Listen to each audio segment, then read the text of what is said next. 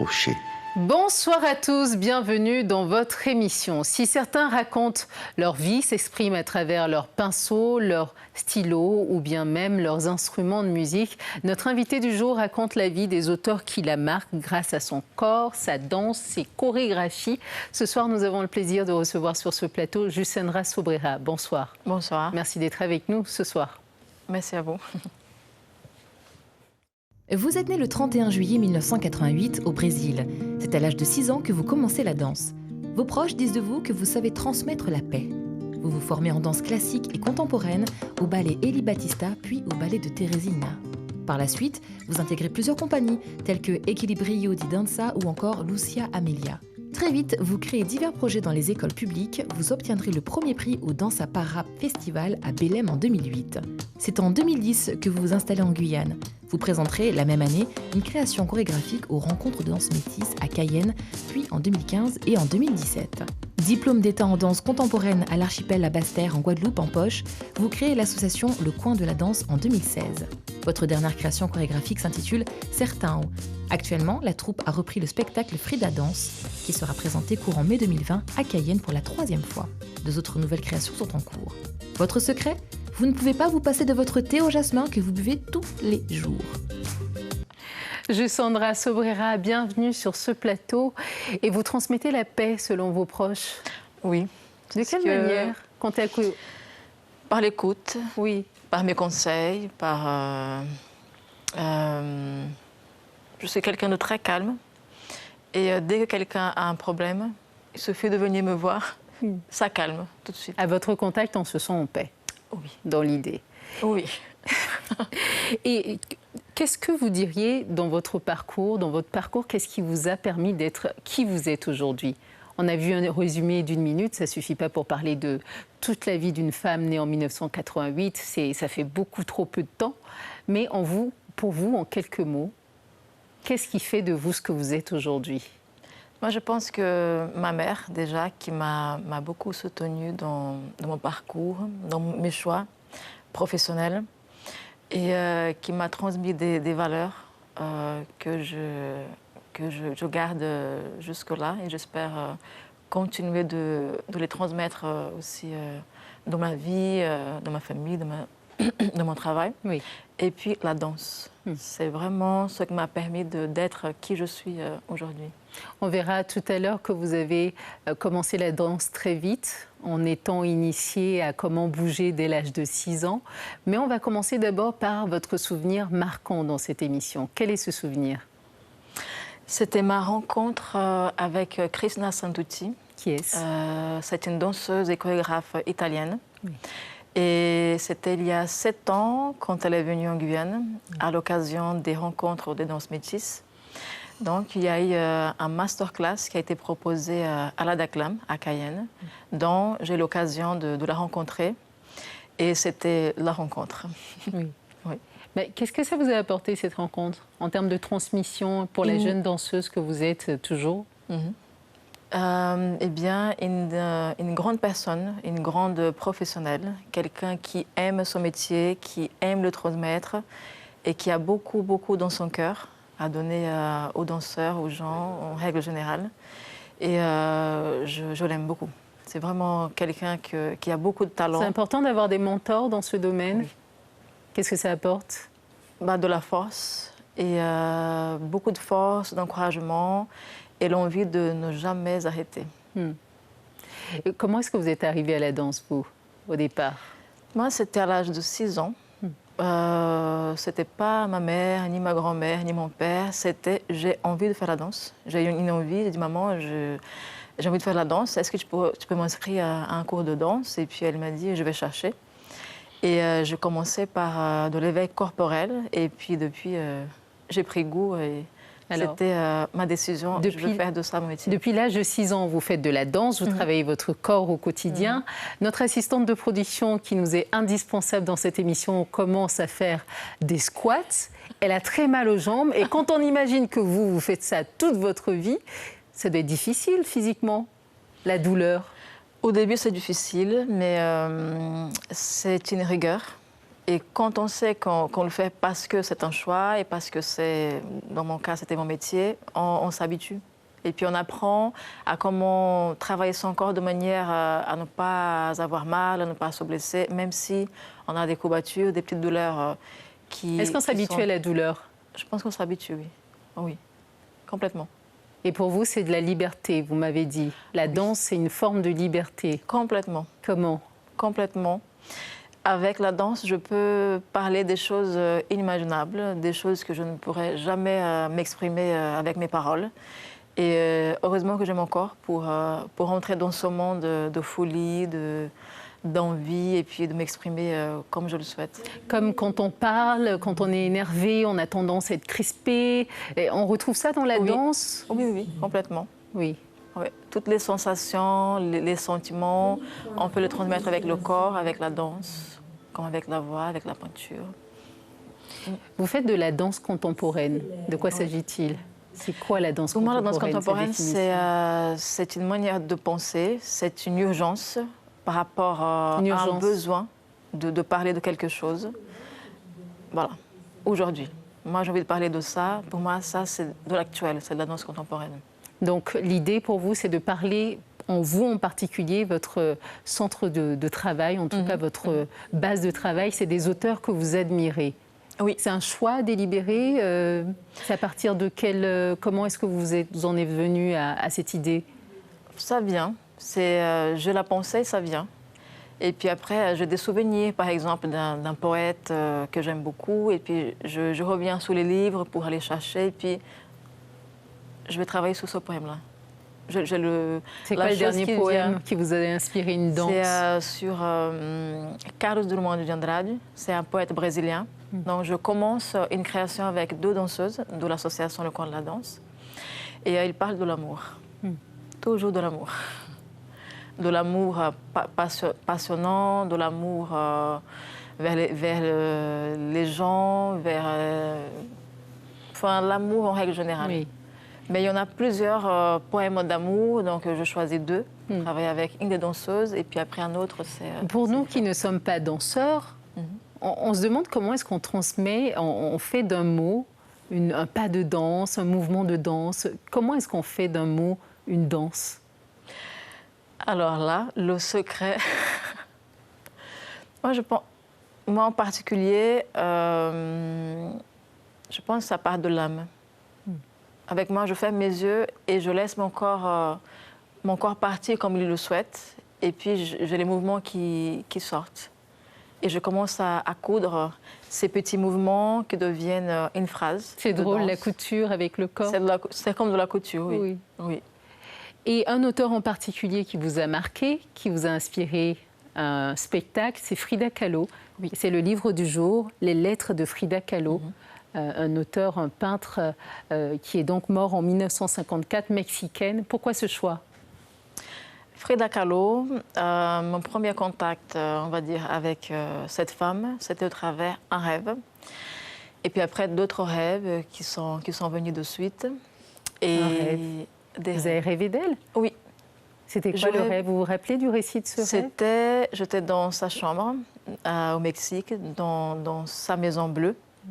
Et elle me prenait par la main et on rigolait beaucoup. Elle me faisait des caresses au niveau du visage, au niveau des cheveux. Et j'avais vraiment une sensation d'être avec ma mère. C'était assez doux. Et je me souviens juste qu'on rigolait beaucoup. Et je me suis réveillée avec une sensation de légèreté, mais sans la connaître. Donc vous avez rêvé d'une femme qui ressemblait à la description de Frida Kahlo, mais vous ne saviez pas que c'était elle. Non. À quel moment vous avez su que c'était Frida Kahlo? Quand ces rêves, ils ont duré à peu près 1 an.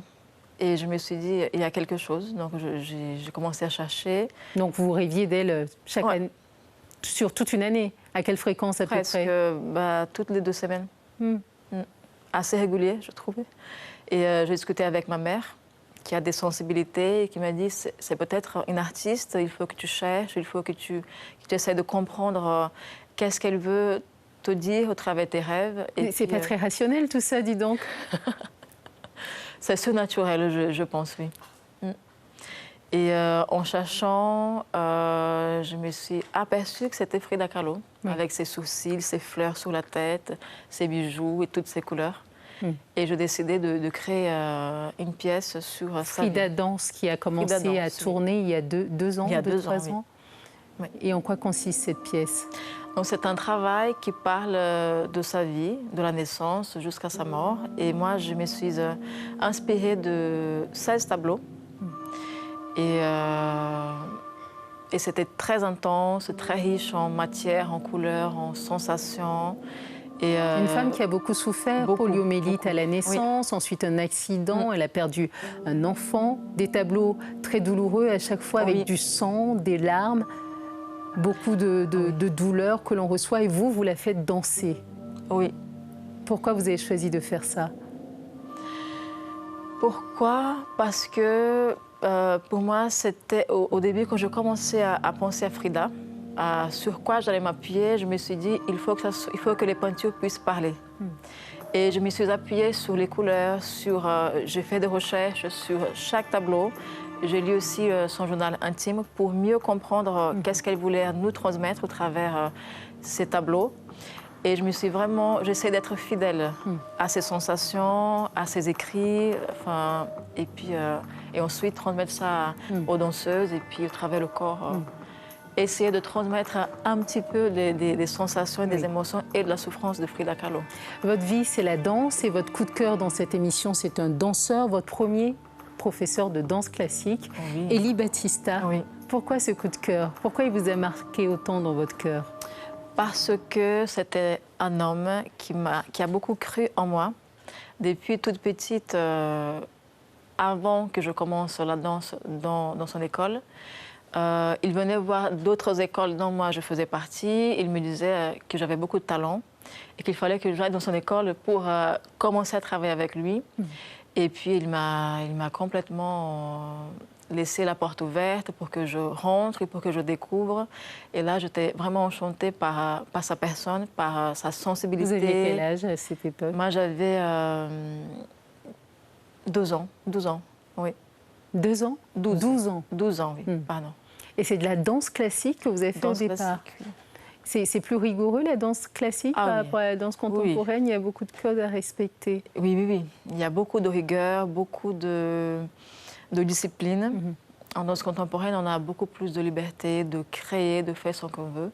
En danse classique, tout est là, on doit les respecter.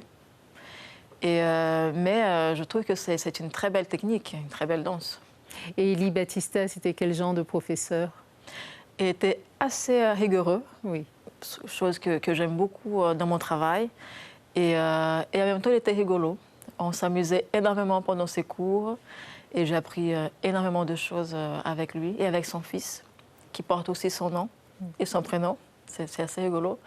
Et dans 2 personnes... Ah oui, il s'appelle comme son père. Oui. Donc on les distingue comment? Junior. Elie Battista Junior, oui. Mais 2 personnes qui étaient essentielles dans ma vie pour mon parcours de danseuse et professeure. Et vous êtes aujourd'hui professeur de danse, également chorégraphe. Quand on est chorégraphe, on écrit la danse.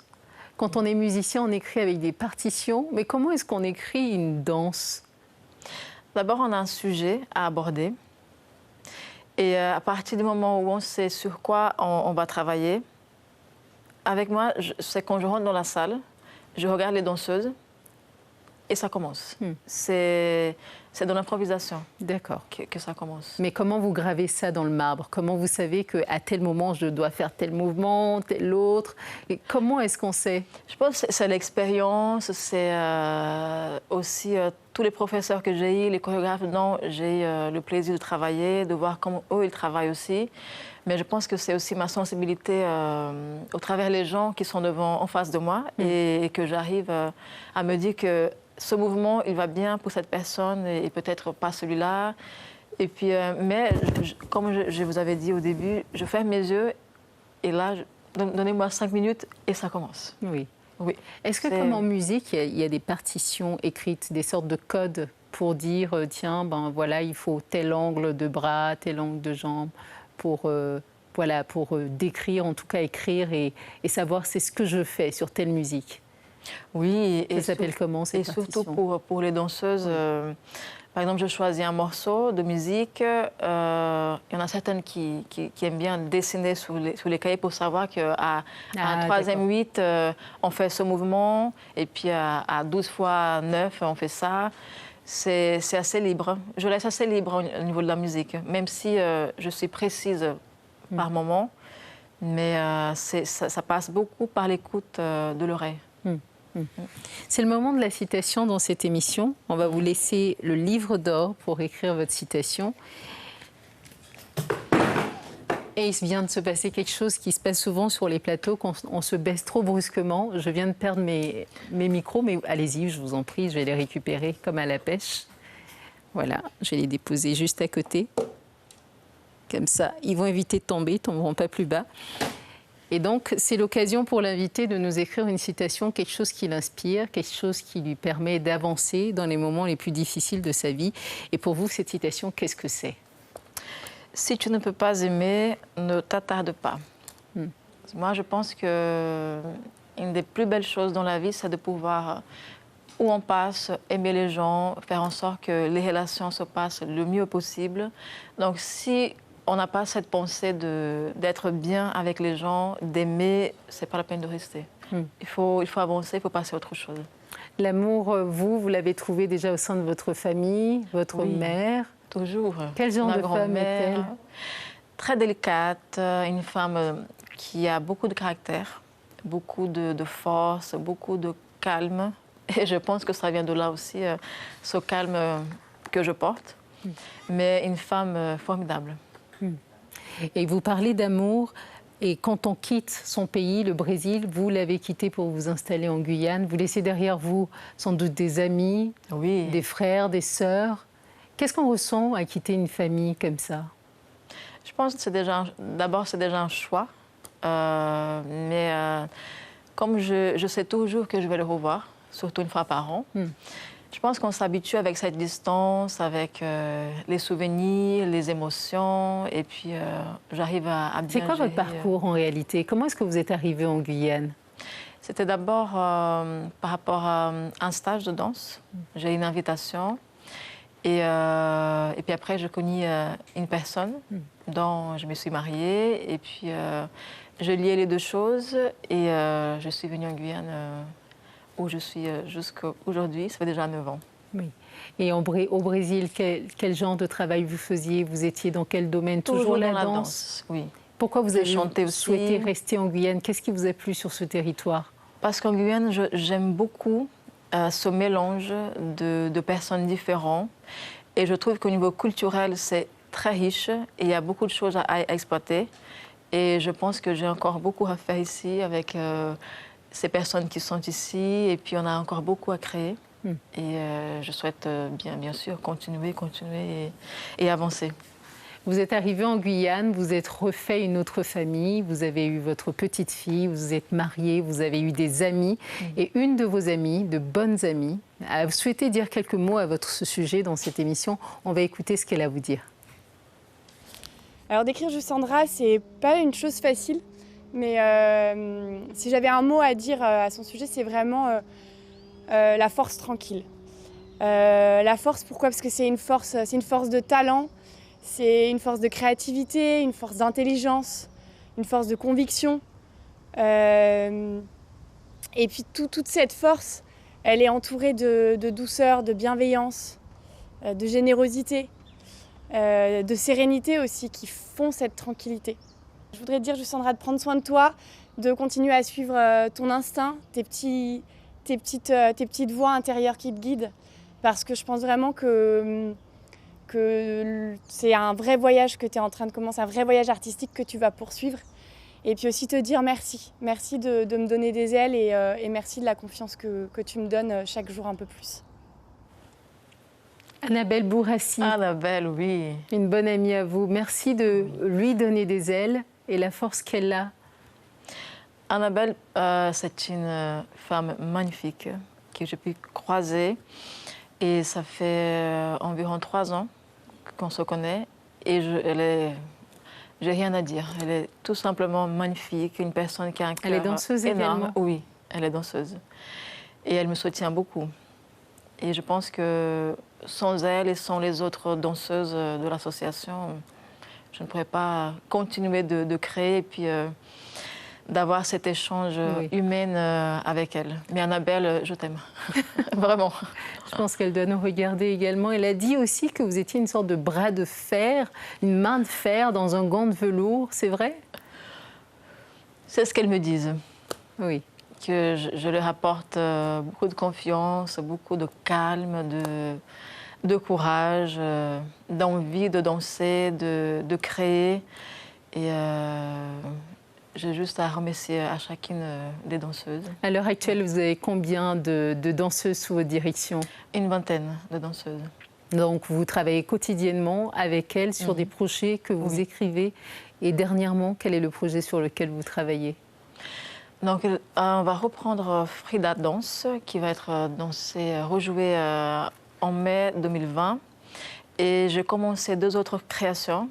La deuxième avec 2 danseuses qui parlent de la vie de Camille Claudel, une sculptrice française. Et ensuite, avec 2 autres danseuses sur 2 poètes brésiliens.